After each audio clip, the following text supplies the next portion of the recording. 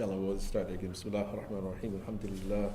Alhamdulillah. Rabbil Alameen. Wa salatu wa salam ala ashraf al-anbiya wa sayyid al-muslimin nabiyyina Muhammadin wa ala alihi wa sahbihi ajma'in. ربنا زدنا ولا تنقصنا واكرمنا ولا تهنا واعطنا ولا تحرمنا واثرنا ولا تؤثر علينا وارض عنا واعبدنا يا رب العالمين ولا حول ولا قوة إلا بالله العلي العظيم سبحانك لا علم لنا إلا ما علمتنا إنك أنت العليم الحكيم. السلام عليكم ورحمة الله وبركاته. Alhamdulillah, we are here on the verge of the month of Ramadan, and alhamdulillah, we are thankful, grateful for those of you who come to this particular session we call getting the most out of the month of Ramadan. With my good brother Dawood Yassin, Imam Dawood Yassin, may Allah subhanahu wa ta'ala preserve him and increase him in good. What do you do with that? That's my son now. It's like he goes right in front of the camera, you know. So, Matar, stay over there. Don't run in front of the camera anymore. Okay, stay there. All right. Inshallah, this particular day today, inshallah, we like to cover some things that we typically would cover as we move into the month of Ramadan, but then also we want to speak about some of the the deeper spiritual benefits of the month and some of the things we can do to get the best out of this month, which largely are going to be shared to you by our good brother Imam Dawood, inshallah. The month of Ramadan, we know, is the month of the Quran. It's called the month wherein the Quran was revealed in the Quran, Shahr Ramadan alladhi unzila fihi al-Quran, the month wherein the Quran was revealed. It is the month of fasting. We celebrate in this particular month the revelation of the Quran. And the way that we celebrate it is through fasting, by denying ourselves of the basic needs of the human body, which I think is an important point of reflection, that we think about the way that Allah subhanahu wa ta'ala has called us to celebrate the revelation of the final book revealed to mankind that we call the Quran. And before commenting on the verses from Surah Al-Baqarah, from verses 183 to 187, which relate to the topic of the fast and the month of Ramadan, I do think it's always important to try to think of a larger context wherein we can understand our worship as not only as Muslim but as people. Allah subhanahu wa ta'ala, He mentions in the Quran that He created humanity to worship and to serve Him. وَمَا خَلَقْتُ الْجِنَّ وَالْإِنسَ إِلَّا لِيَعْبُدُونَ. I've created men and jinn in order to worship me. And of course, we know that one famous Mufassir, Abdullah bin Abbas, the cousin of the Prophet ﷺ, said that liya'budun is a reference to liya'rifun, in order that you come to know God, become acquainted with Allah subhanahu wa ta'ala. And this coming to know God is not simply an exponential exercise, an idea that we just simply learn certain names and attributes and we learn what is called sort of theology. That coming to know Allah subhanahu wa ta'ala is an experiential knowledge, that we know Allah inductively, right, through our lives. When we study theology, we learn or study about God and learn about God deductively, that we begin with assumptions that are already deemed to be we surrender to those assumptions. But God is one, God is all powerful, He's all knowing, He's all wise, among other things. But in our lives, we see God unfold before our eyes, and in one sense, when we interact with the creation, we should constantly be looking for the meanings, the deeper meanings of those interactions, and how God or the signs of God can be found in those interactions, be they with other fellow human beings, it be with our interaction with the trees, with the sky, with the water. All of those different things are extremely important for us to reflect upon, and that through our experiences, through our trials, our tribulations, a person becomes, develops an acquaintance with Allah subhanahu wa ta'ala. What I like to say generally is that when a person studies theology, when we learn, what God's attributes are and what Allah subhanahu wa ta'ala is not, that this is, we can see it as sort of a way of, it's like being introduced to the Creator, an introduction to Allah subhanahu wa ta'ala. And it's like, you meet a person for the first time and nice to meet you, what's your name? It tells you your name, you see what the person looks like, and you make certain assumptions. You really don't know realistically exactly, what that person is like. But then you start to spend time with that person. You travel with them, you eat with them, you have discussions with them. Sometimes you get involved in debate with the individual, and you get frustrated. Sometimes you make up, other times you don't. And that in itself is what we call this sort of experiential knowledge. And so when we ourselves are challenged by life, we get sick, people we know and love, they get sick or they die. All of those things have a deeper message that they're Allah subhanahu wa ta'ala interacting with us on one level or another.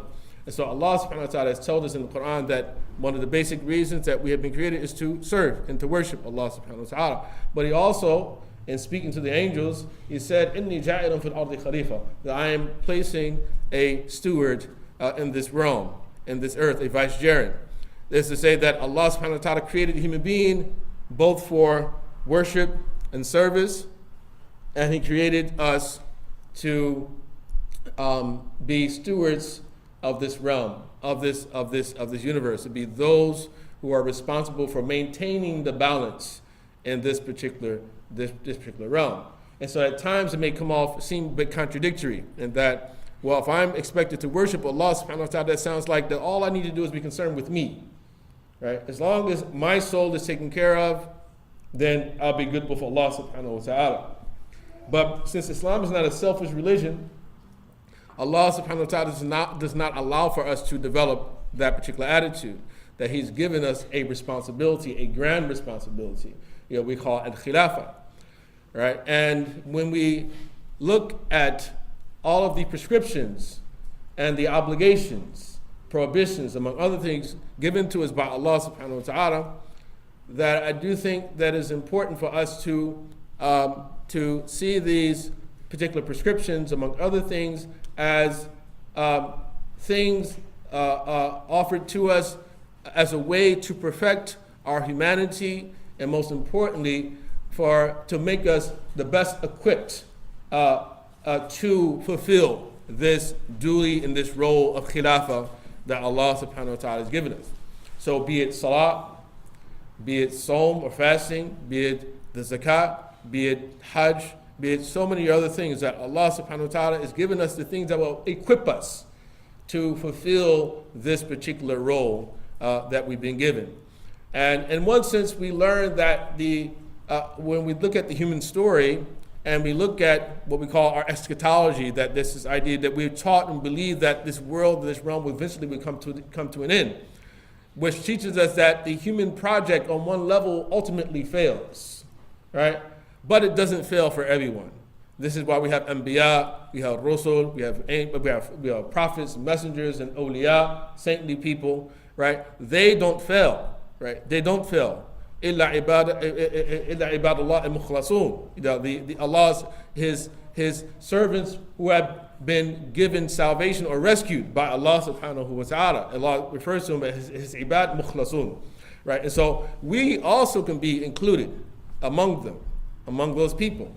Allah's ibad al-mukhlasun, right? But it's through the efforts that we take in our lives and try to fulfill Allah's commandments. And among them, and the most important of them, is fasting. So Allah subhanahu wa ta'ala in Surah Al-Baqarah, verse 183, He begins by saying, Ya ayyuhalladhina amanu kutiba alaykum as-siyam kama kutiba ala alladhina min qablikum la'allakum tattaqun. O you who believe, addressing the believers, fasting has been prescribed or ordained for you, just as it was ordained for those before you, la'allakum tattaqun, in order that you become conscious of God, in order that you develop a sense of conscience or become a God-centered person, right?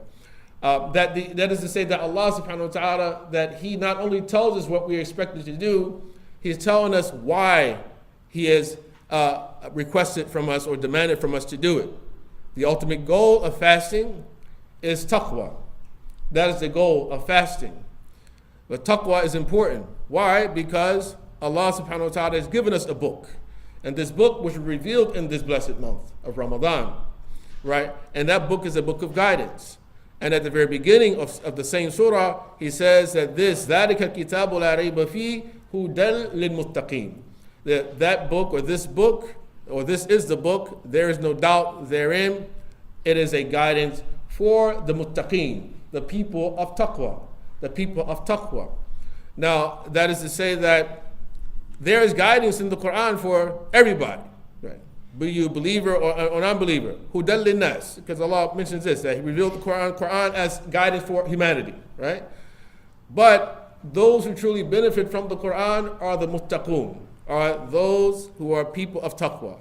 And what is taqwa?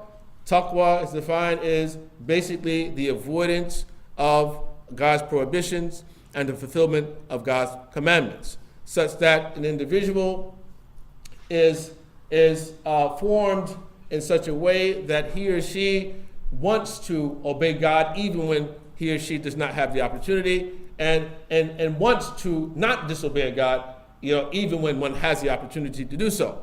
That is the ultimate aim, is to have self-mastery, to be a person who masters him or herself. That is a fundamental goal of fasting, because what does it teach us? When we look at the very fact that one abandons their food, abandons their drink, abandons their sexual appetite during the daytime, that one is abandoning things which are lawful to the human being, things without which the human being would not be able to survive. You can't survive without food or drink. And then there's a sexual appetite as well that develops at a certain age. That in itself becomes very powerful, appetite as we know as well. But we restrain ourselves from things that Allah subhanahu wa ta'ala has made lawful, right? Generally speaking, right? And so in the message, the fundamental message or the lesson, I guess we would say, that we should take from that is, if you are able to abandon what your body needs, then you can abandon what your body does not need. If you're able to abandon what your soul needs, if you're able to abandon what your soul needs, right, then you can abandon what your soul does not need as well. Right? So restraint, fasting itself, it means restraint. It means abstention, al-imsak, linguistically. That's what it means.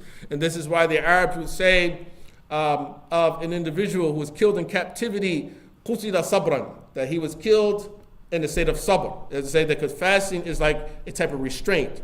So sabr, as one hadith says, as-sawmu nisfu sabr, that fasting is 1/2 part of sabr, of patience, of endurance, of perseverance. That is 1/2 of it, right? And so one says that fasting is 1/4 of Islam, because there's another hadith that says, was-sabru nisful iman, and sabr, patience, is 1/2 of faith, right? So fasting becomes 1/4 of our faith, right? Especially when we think about the very fact that there are 5 pillars, 5 foundational teachings of the religion, and all of us are Muslims through the Shahadatain.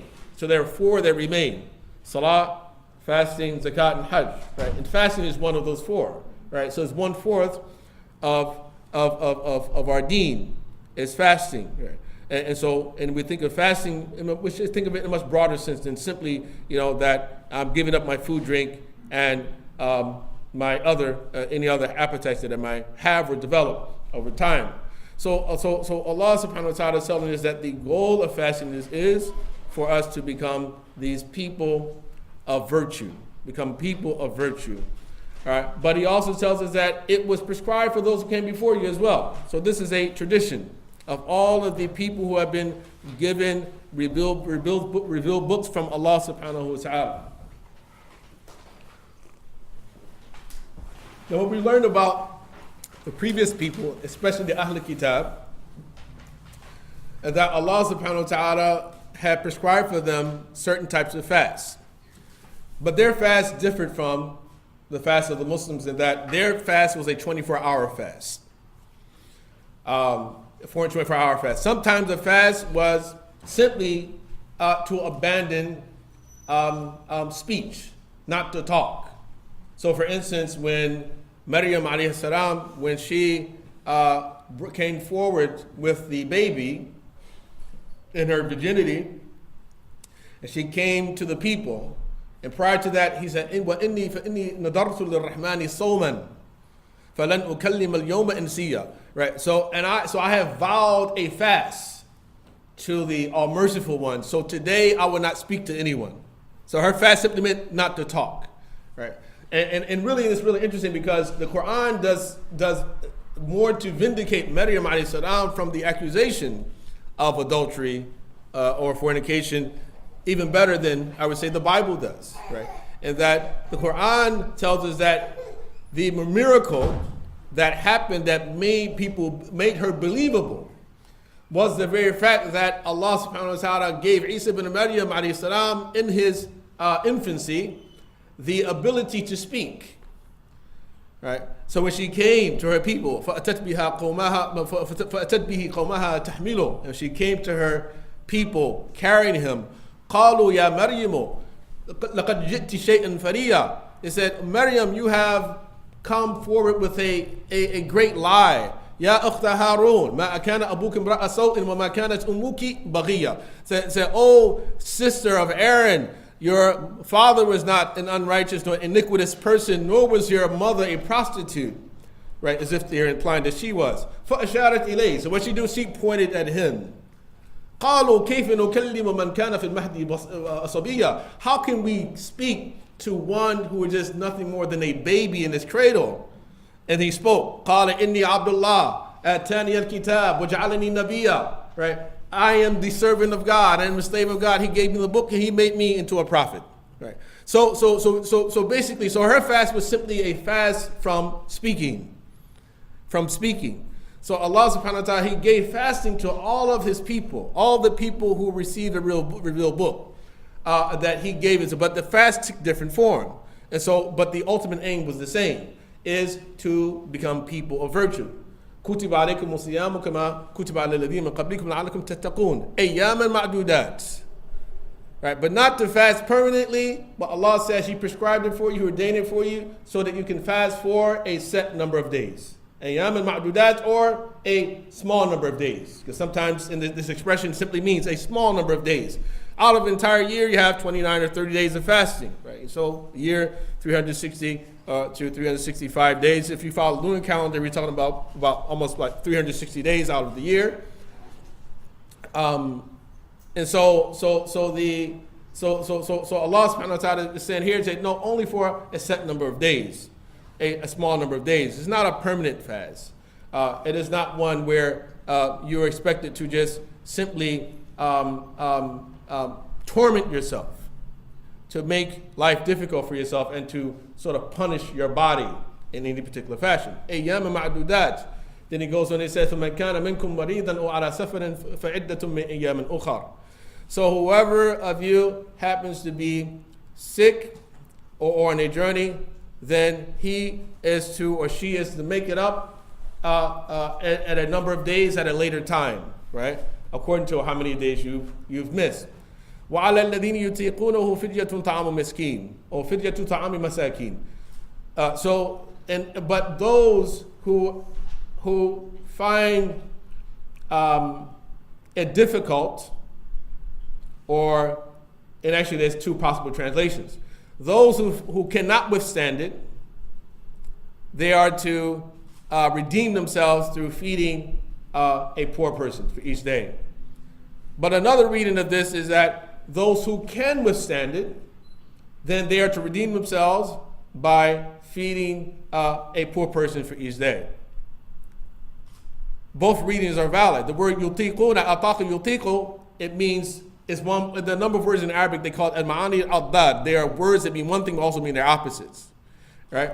And so both meanings are valid in that in the beginning of Islam, when this verse was first revealed, it was not compulsory for Muslims to fast. Muslims prior to, they used to fast the day of Ashura, the 10th of Muharram, and they used to fast 3 days from every month. That was their compulsory fast. Right? Ashura and 3 days of compulsory month. When Ramadan first was revealed or made a prescribed by Allah subhanahu wa ta'ala, it was not compulsory. So Muslims actually had the option. They could either fast or not fast. Right?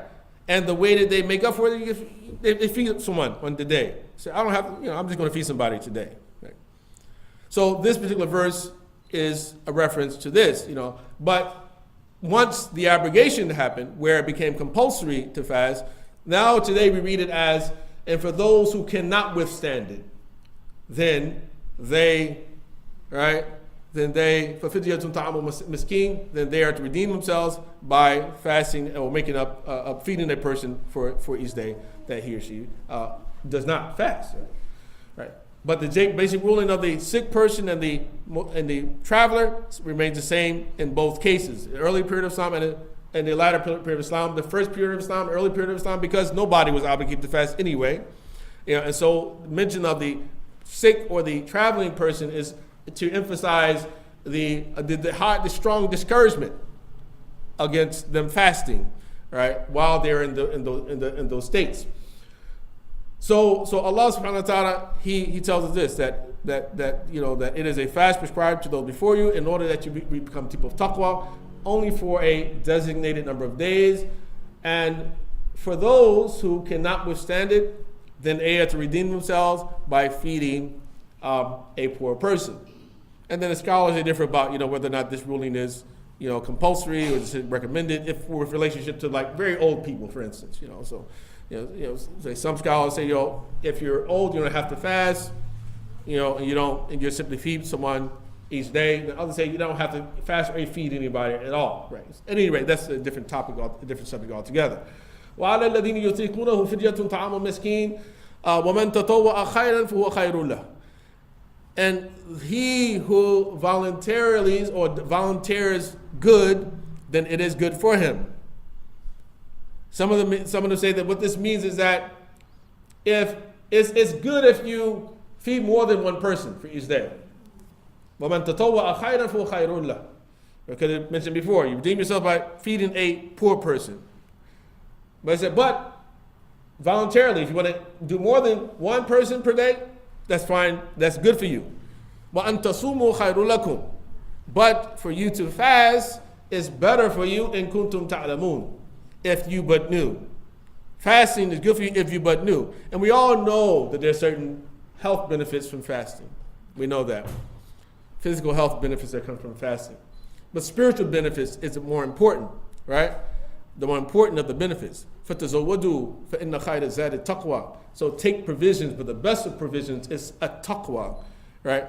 Of taqwa itself.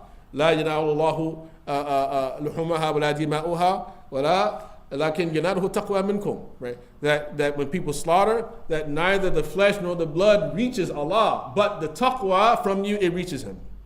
Your taqwa reaches Him, right?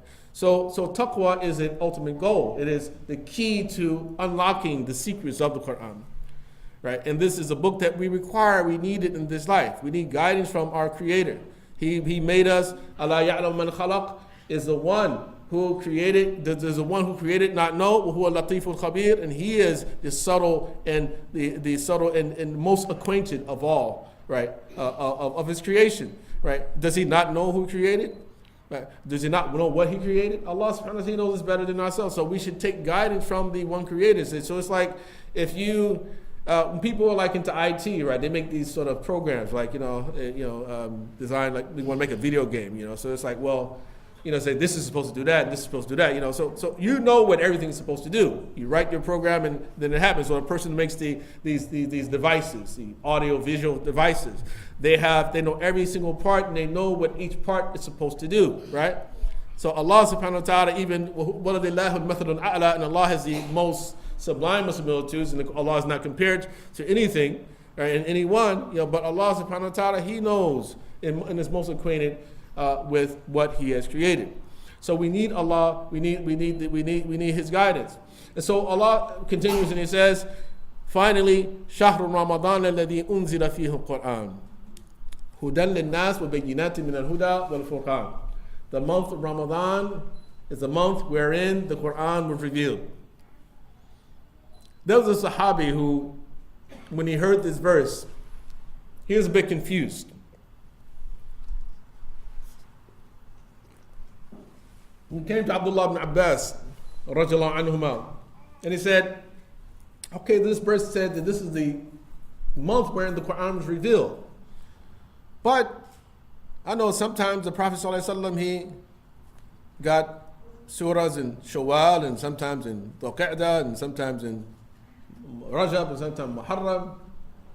Said, what does Quran mean? I don't get this. Sounds like a contradiction to me, right? He came to Abdullah bin Abbas, asked him that question. Abdullah bin Abbas, he, alhamdulillah, Allah subhanahu wa ta'ala he's called Tarjuman al-Quran, the interpreter of the Quran, the translator of the Quran. That's the name given to him. The Prophet ﷺ made dua for him. Allahumma faqihhu fi d-din wa'allimhu ta'wil. Oh Allah, grant him knowledge of the religion and teach him the interpretation of it. And so Abdullah bin Abbas, he highlighted to him that Allah subhanahu wa ta'ala, He revealed it and في ليلة القدر وفي ليلة المباركة, in a blessed night, in the ليلة القدر.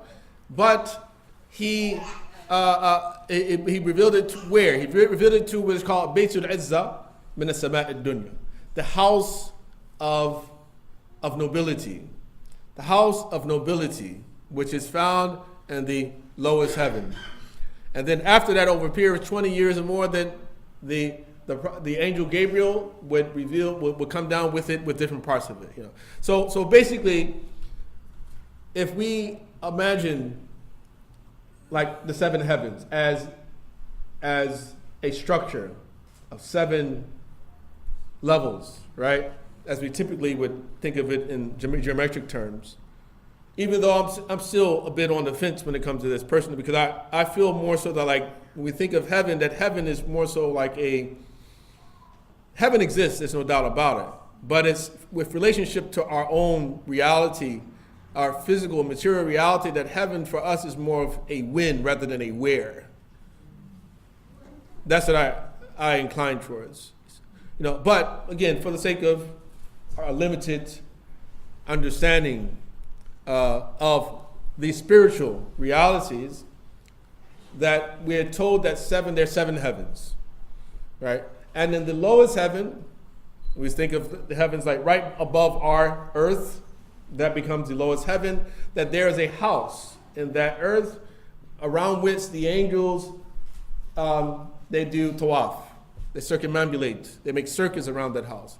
As the human beings, as we in Mecca, we do circuits around the house here in this realm. And the highest heavens, in every 7 there's a house of worship. And the angels, they do tawaf around it in each of the heavens. And the highest of heavens is called Al-Bayt al-Ma'mur. And Allah subhanahu wa ta'ala swears by Al-Bayt al-Ma'mur in Surah At-Tur. Right? Al-Bayt al-Ma'mur, wa-Saqf al-Marfu', that Allah, He swears by that house. Right? So the Lord's heaven is called Bayt al-Izzah, and the highest Al-Bayt al-Ma'mur. So Ibn Abbas says, on the night of power, in the month of Ramadan, that the angel Gabriel alayhi salam, he went to a Lawh al-Mahfuz, and he extracted the Quran itself from the protected tablet or the preserved tablet, and he brought it down to the lowest heaven, to Bayt al-Izzah, in its entirety. So the Quran was deposited there in its entirety.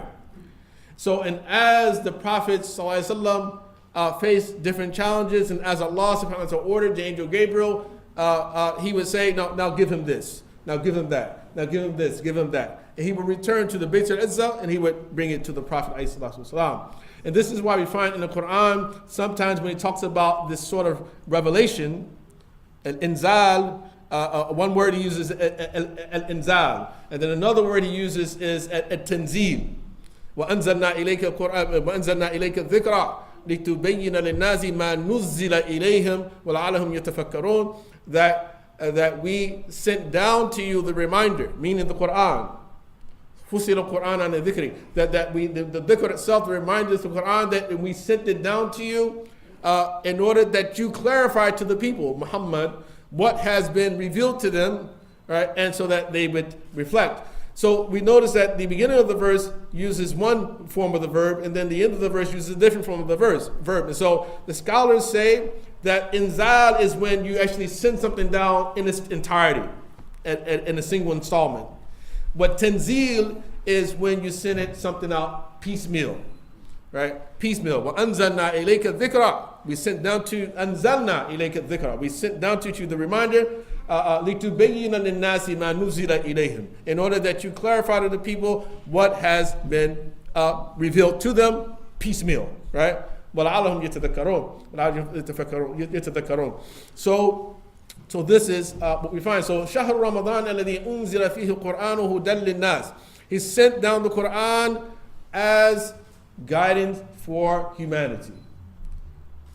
Even if people don't take guidance from it. Even if all people don't take guidance from it, but the purpose is guidance. Allah subhanahu wa ta'ala sent this Quran as the criterion, as he mentions after it. هُدًى لِلنَّاسِ مُبَيِّنَاتٍ مِنَ الْهُدَى وَالْفُرْقَانِ. As a guidance for humanity and clear proofs of the guidance and the criterion. Okay. So Allah subhanahu wa ta'ala gives us evidence in the Quran that it is from Allah subhanahu wa ta'ala. And just one example of that is just simply we think about the very fact that the Quran makes mention of the phases that the child goes through, the fetus goes through in the womb of his mother, right? That we have this in the Quran described in precise detail in a time when microscopes didn't exist, right? There are people who actually believe that way into the 20th century, early 20th century, used to believe that the human being, when the reproductive process starts, it is because the man injects a little miniature human being into the woman, and it starts to sort of grow inside of the woman like a chia pet, right? Yeah. So there are people who used to believe that. Seriously, go way into the 20th century, But microscopes, you're able to really examine this process very closely, and you see that the Quran is very accurate. And this is an example we call a scientific miracle of the Quran. The Quran wasn't meant as a scientific miracle for the Sahaba. It was a linguistic miracle. But it definitely is a sign, right, of the miraculous nature of the Quran, that something like that would exist in it. And I think we have to be very careful about the discussion of scientific miracles, because a lot of times Muslims are stretching. It's really like reaching, right, for here, proof of this, proof of that, But this is one I think that no one can disagree with. How did that get in that book? How did that get in that book? So it is a guidance for humanity. بَيِّنَاتٍ مِنَ الْهُدَى وَالْفُرْقَانِ, and the criterion. To gain guidance, through it. But it's the criterion between al-haq wal-batil, وَبَيْنَ الْخَيْرِ وَالشَّرِّ, from truth and falsehood, and from good and evil. That it is the basis of our morality. It is the basis of a Muslim morality. There is a such thing as a Muslim way of looking at things. There's a Muslim way to look at things. And the Quran tells us that this book itself is the one which is your starting point. It is our starting point as Muslims. So anytime we're in a state of confusion, let's start at the Quran.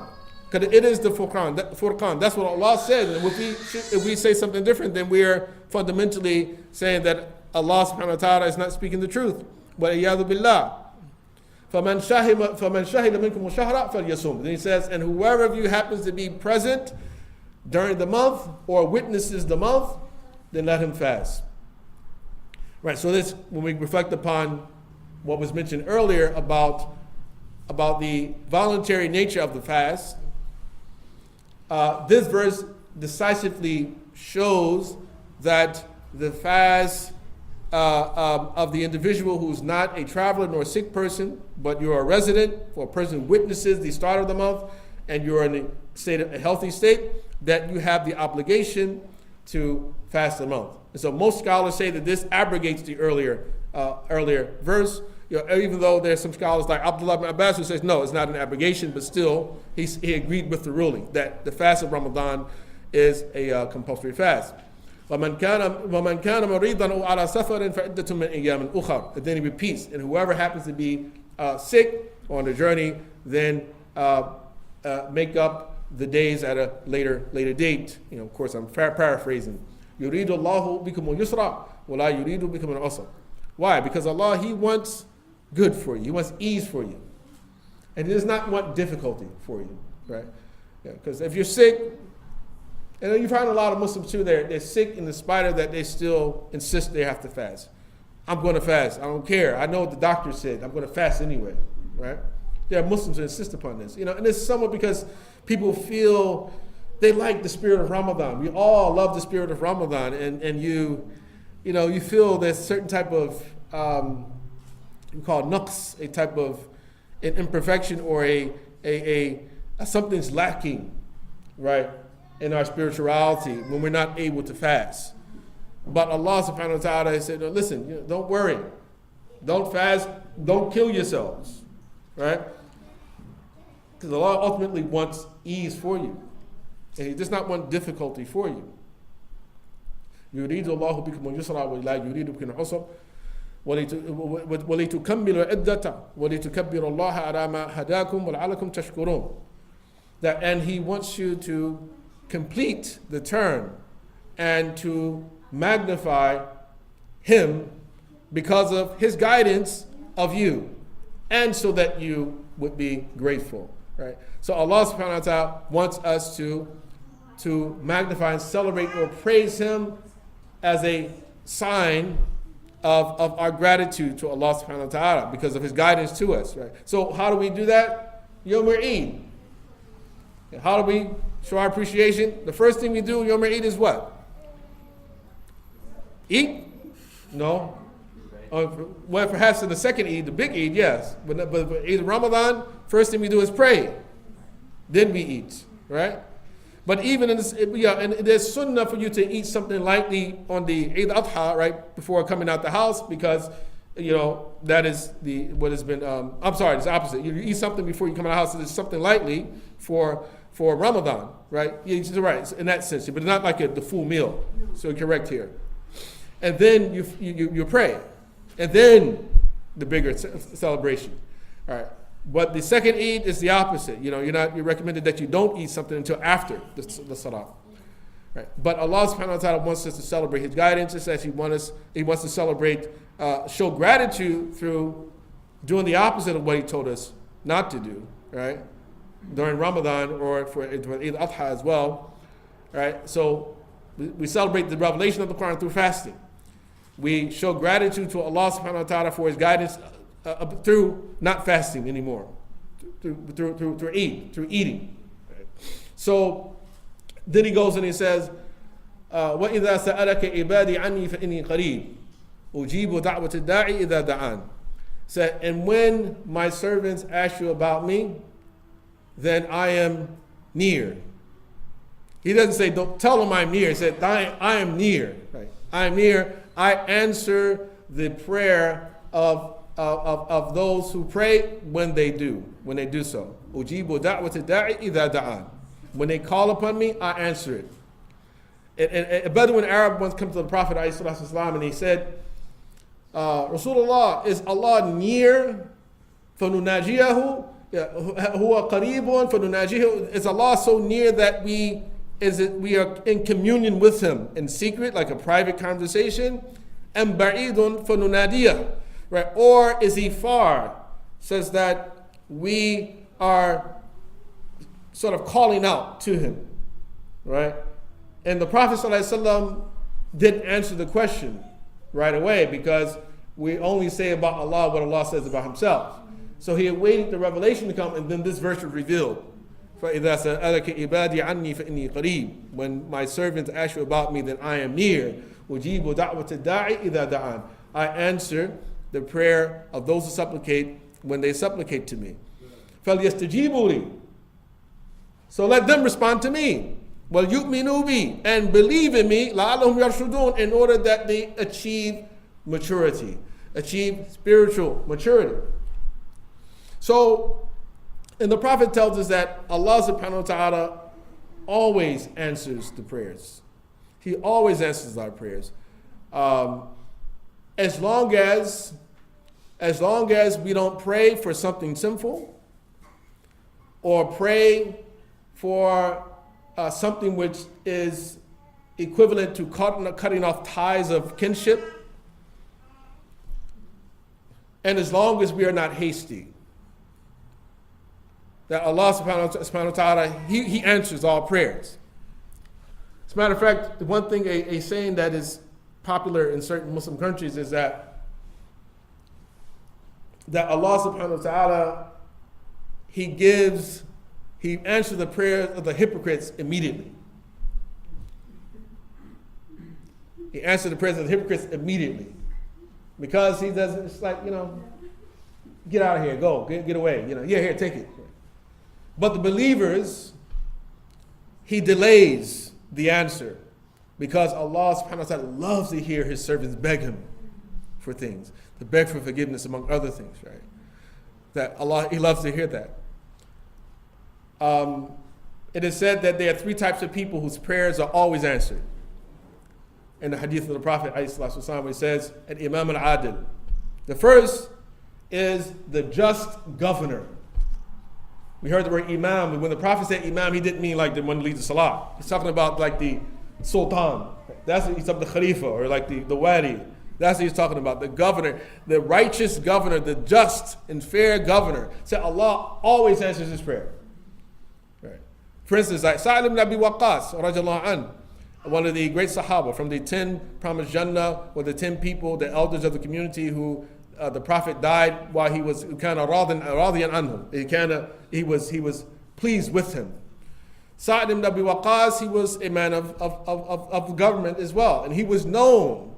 Sa'd ibn Abi Waqqas was known to be mustajab al-da'wah, as we say in Arabic, that that people are afraid of Sa'd. If Sa'd ibn Waqqas prayed against you, right? Things happened. Things happened to people, right? Right. There's a woman he prayed against, and that she died at the bottom and be found at the bottom of a well, and it actually happened. She fell into a well, and she died, right? He was one of those people. So a righteous governor, a righteous imam. As a matter of fact, in another hadith, the Prophet talks about 7 people who will be given Allah's shade on a day where there's no shade other than His shade. And the first person he mentions is Imam al-Adil, same person, the righteous governor, the just governor, right? Will be given shade of Allah's throne on a day where there's no shade except for His shade. So that's the first one. The second person he says whose prayers are always answered is the faster, as-sa'im, hatta yuftar. The person who's fasting, that as long as you're fasting correctly, Allah is going to answer your prayers until you break your fast. But even at the breaking of the fast, the Prophet said that inna lis-sa'imi 'inda fitrihi da'watan la turad, that the person who fasts has a prayer that is never rejected once he breaks his fast.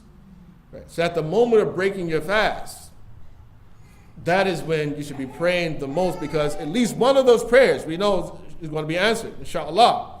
Right? It'll be answered if we fast correctly. Right? So we should pray to Allah, فَدُعُ اللَّهَ أَنْتُمْ مُقِنُونَ بِالْإِجَابَةِ, that you should be certain of the answer, response will come. Sometimes Allah's answer is simply no as well, or not yet. Because if you're asking for the wrong thing, He says no. Or in one hadith it says that Allah, what He does is that He will either give you what you ask for, or He will يَدَّخِرُهُ, that He will deposit or leave it away until you meet Him, the reward of it. Or He will use the prayer that you ask for as a means to avert an affliction that was supposed to come your way. I mean, think about that, subhanAllah. It's like, how many times have our prayers not been answered? Or at least we thought they weren't. and we got frustrated. There's some people, I know some people, they make salat and then they stop making salat. I said, well, why you don't make salat anymore? I mean, I've been praying all the time and God didn't give me anything I asked for. Again, that's that person, the individual who's hasty, right? They think that the salat is for Allah, that it's actually benefiting God. They say, no, it doesn't benefit Allah at all. Your salat is for you, right? So you don't know if an affliction is going to come your way. So Sahaba used to pray. Someone used to pray that Allah subhanahu wa ta'ala avert any affliction that may be recorded against them. And as a matter of fact, dua. Right? There's a hadith of وَلَا يُرُدُّ قَدَرَ إِلَّا الدُّعَاء, that supplication, it repels qadar. Right? It pushes it back. Whatever, it may be written that you're going to be afflicted by some terrible thing unless you make this prayer, or unless you do this, or unless you do that. Right? But the moment you do that, Allah subhanahu wa ta'ala, He makes it so that that affliction does not come to you. Inna du'a wal bala'a bayna sama'i wal ardi yaqtatilan. That supplication and tribulation are fighting with one another between heaven and earth. فَيَدْفَعُ الدُّعَاءُ الْبَلَاءَ قَبْلَ أَنْ يَنْزِلْ. And supplication repels tribulation before it descends. Right. SubhanAllah. So the fasting person is the second mentioned in this hadith, whose prayers are always answered. But again, this is with the condition that we are fasting in the right way, both the physical and the spiritual, the deeper aspects of the fast. And the third person he mentions, he says, Da'watul Mazloom. It is the prayer of the oppressed. The prayer of the oppressed. And he said that what happens to the prayer of the oppressed is that the prayer of the oppressed, تُفْتَحُ لَهَا أَبْوَابُ السَّمَاءِ. That the gates of heaven are open up for it. تَرْفَعُهَا إِلَىٰ الْغَمَامِ وَتُفْتَحُ لَهَا أَبْوَابُ السَّمَاءِ. That the prayer of the oppressed is elevated up to the clouds, and then the gates of heaven are opened up for that prayer. And then Allah subhanahu wa ta'ala says, بِعِزَّتِي لَأَنصُرَنَّكَ وَلَوْ بَعْدَ حِينٍ. Said, by my might, I will come to your aid, even if after a time. Even if after a time, I'm going to come to your aid. So think about this, it's like people who are oppressed. Allah promises that He will come to their aid. But again, when you are loved by Allah subhanahu wa ta'ala, many times it looks like you're not.